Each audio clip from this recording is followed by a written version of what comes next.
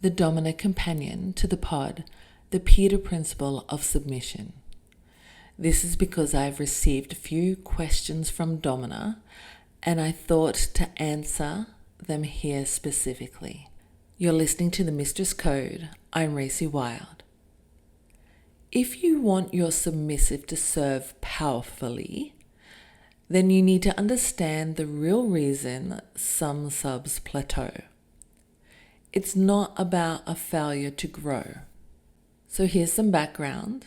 In 1969, Dr. Lawrence J. Peter and Raymond Hull published a corporate theory known as the Peter Principle. It suggested that in any hierarchical organization, individuals are promoted based on how well they perform their current role, not the next one. Over time, people continue to advance until they reach a position that exceeds their true capacity. Once there, they stagnate, not because they're lazy, but because they were never trained for that level. They were elevated on the assumption that past performance predicts future capability. And then they stall, silently, I might add, permanently. They stay in the position just ticking boxes to pass at their job, but functionally, they are negatively impacting the company. This is not just a corporate phenomenon, but exactly what happens in DS when submission stops evolving. So, the submission limit. Many submissives claim experience. They present all the right signs: protocol fluency, erotic humility, and dedication to tasks. But when a domina begins to expand her femdom, when her needs evolve from performance to presence, subs tend to stall, not out of rebellion, out of habit. Their skill set is built to please the domina they first met, not the one she is becoming. Some submissives were trained to follow a set of instructions and stay there. And for some dominas, that works perfectly. They want a submissive who reaches a standard and maintains it with precision. But it doesn't work for other domina, especially if she's the type to build an empire. Empire builders don't want just submissives in service. They want submission that scales with them. These dominas are creators, builders, and visionaries. They are expanding their domains, which means the submissives who serve them must also expand.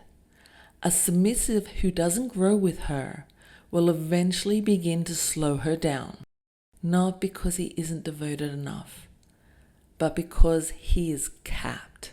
Submission beyond following. At higher levels of femdom, the goal isn't to be told what to do. It's to know what needs to be done without being told. Submission at this level doesn't just follow, it leads itself. That does not mean the submissive becomes dominant or dominates. It means he takes initiative in service.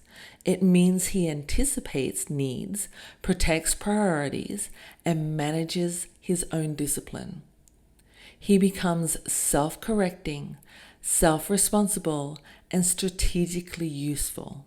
His submission evolves from static obedience to active contribution.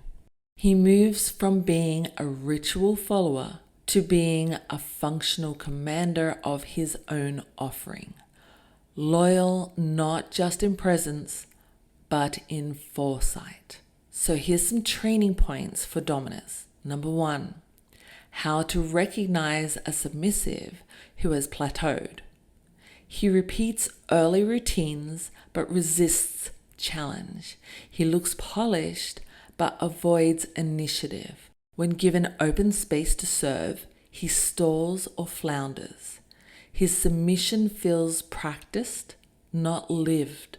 You'll notice that while you've grown, he's still serving the version of you from 6 months ago. Number 2, how to explain it without destroying him. Say this: you've become good at what I once needed, but I am no longer that version of myself, and you cannot stay there if you wish to remain mine. This isn't a punishment, but an invitation. The Domina you were trained to serve is evolving, and so must you. Number 3, teach what submission actually requires. Being pegged and following protocol is not the definition of submission. It's the duties.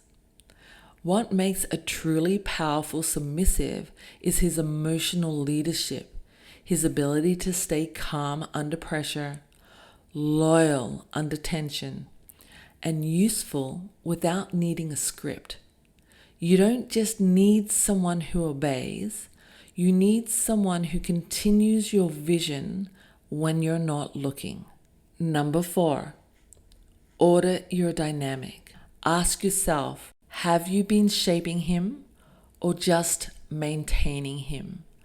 Are you limiting your own evolution to avoid leaving him behind? Does he offer what you now need or what he learned to give you a year ago? Your empire cannot expand on submission that is emotionally capped. If you want more, you must either challenge him to rise or release him with grace. In conclusion, the Peter Principle warns us what happens when you mistake past performance for future readiness. The Domina correction is simple. Never promote a submissive because he was good at the start.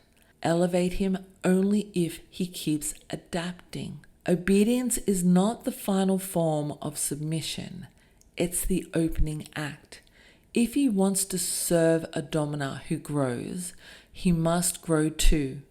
Don't let him confuse loyalty with stagnation. Teach him how to scale to your vision.